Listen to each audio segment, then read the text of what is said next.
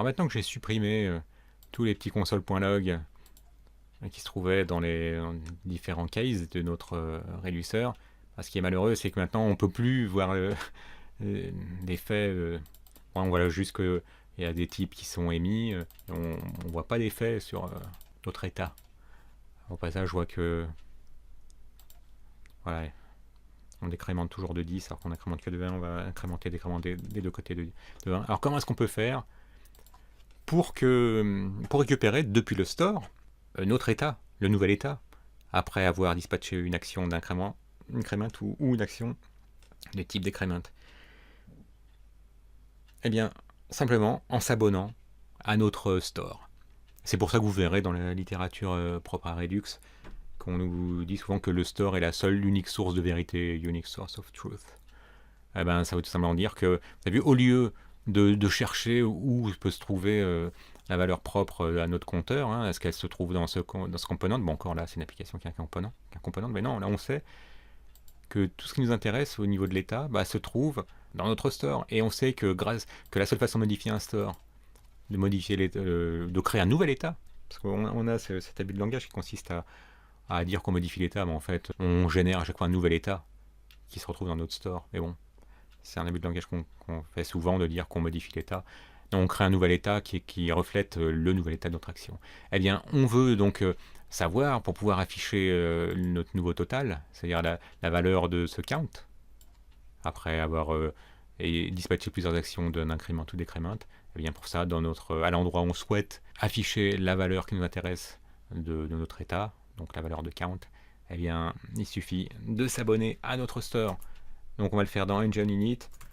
Eh bien, on sait que notre instance de store, elle nous met à disposition méthode qui s'appelle subscribe. Bon, il se trouve que c'est le subscribe qui nous est fourni par RxJS. Tout simplement parce que notre store, finalement, il nous met à disposition des observables auxquels on peut s'abonner. C'est ça qui est génial pour les développeurs Angular que nous sommes. Notre store peut nous pousser, si on décide de s'abonner à ce store, les états qui se succèdent. Chaque fois qu'un état sera créé pour remplacer l'état précédent, eh bien on peut en être informé.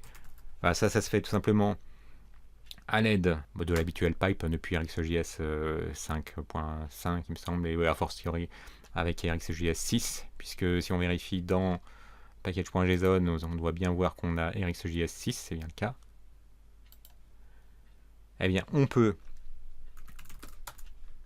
à l'aide de l'opérateur select, alors ça c'est un opérateur qui a été créé par les développeurs de NGRX. Hein, donc c'est un opérateur au même titre que l'opérateur map, ou l'opérateur switch map, enfin les dizaines d'opérateurs qui existent dans le monde RxJS. Il se trouve qu'ils nous ont mis à disposition l'opérateur select. Il faut en informer notre component.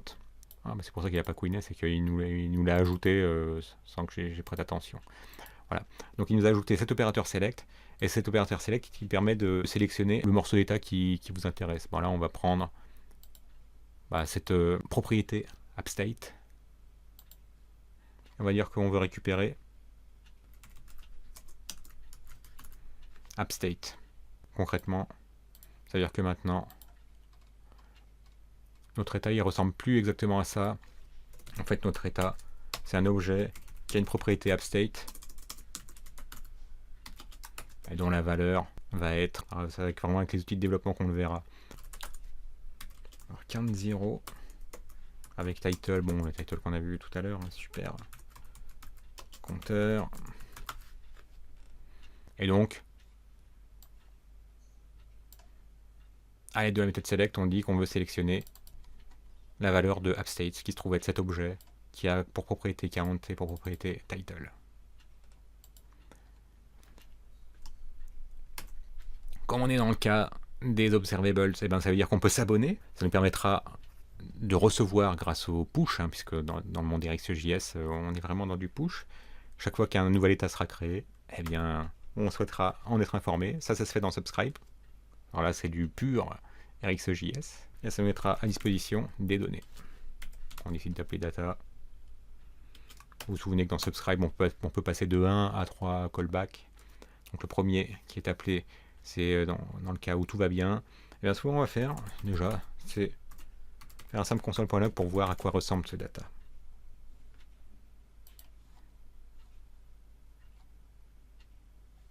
Donc ligne 15, est-ce que c'est ça? Oui, on est en ligne 15.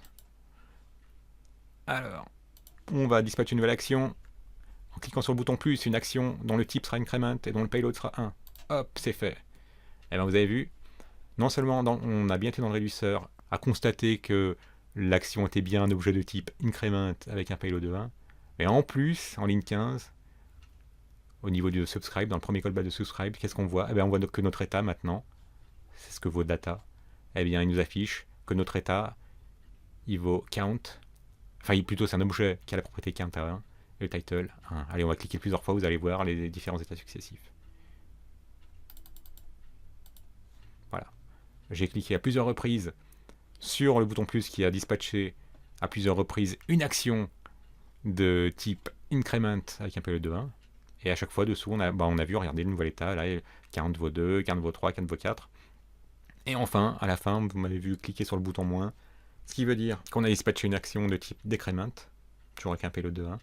Et bah ça a fait quoi? Ça nous a créé un nouvel état dont la propriété count vaut 3 et le title vaut super compteur. Ce qui veut dire que si on voulait afficher à côté la valeur uniquement de count, eh bien on peut le faire dans la partie HTML en l'affichant. Alors on l'a pas récupéré, attendez. On a une console Pollock pour l'instant. Alors j'étais un peu rapide à supprimer notre total. On va avoir une valeur totale qui au départ vaudra 0. Et dans le premier callback de notre méthode subscribe, on peut laisser le console.log, en même temps qu'on n'a pas nos outils de développement propres à Redux, eh bien on va attribuer à cette valeur totale la nouvelle valeur de data.count et l'afficher avec une string interpolation ici même. Alors vous avez vu, le résultat est le même, sauf que maintenant, eh bien cette donnée totale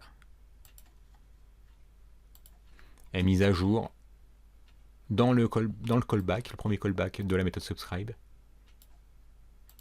qui elle nous a permis de nous abonner à notre store, qui nous pousse à chaque fois un nouvel état, à chaque fois qu'un nouvel état aura été généré. Donc là, ça montre deux choses. La première, c'est que le store, c'est la seule source de vérité, si on peut dire. C'est lui qui sait ce que vaut notre état et personne d'autre. Et en s'abonnant à notre état, eh bien, nous pouvons, donc on a simplement utilisé l'opérateur select fourni par NGRX Store, en sélectionnant la propriété AppState, qui correspond maintenant à notre objet. C'est un objet qui a une propriété AppState dont la valeur est l'état de notre application. C'est simplement dû au fait que dans store module.forRoot, on a passé un objet dont la clé est AppState et la valeur est reducer. C'est pas possible de mettre simplement notre reducer. Ce que j'avais essayé de faire au départ, c'était de ne pas passer l'objet, de mettre simplement reducer. Ça ne marchait pas, donc en voyant des exemples, j'ai vu qu'il fallait que je passe un objet qui est une clé et qui est pour valeur notre reducer. C'est peut-être la seule partie la moins intuitive. Et ensuite, on s'abonne au changement d'état. On précise à l'aide de l'opérateur select qu'on veut sélectionner uniquement la partie, la clé AppState, dont la valeur est notre état. Et donc ça nous retourne à chaque fois des données. On a vu que ces données, eh bien, c'était cet objet qui a pour propriété count et title. Et comme on est intéressé uniquement par le count, on va afficher uniquement le count. Ici, vous avez vu. Du coup, côté vue, eh bien, on affiche ce total, et ce total qui se retrouve modifié, et se trouve être mis au courant à l'aide du push, puisqu'à chaque fois, est poussé la valeur de l'état, le morceau d'état qui nous intéresse. Et de ce morceau d'état, comme nous intéresse uniquement la valeur count, eh bien, on attribue data.count à notre variable totale, qu'on affiche ensuite par string interpolation.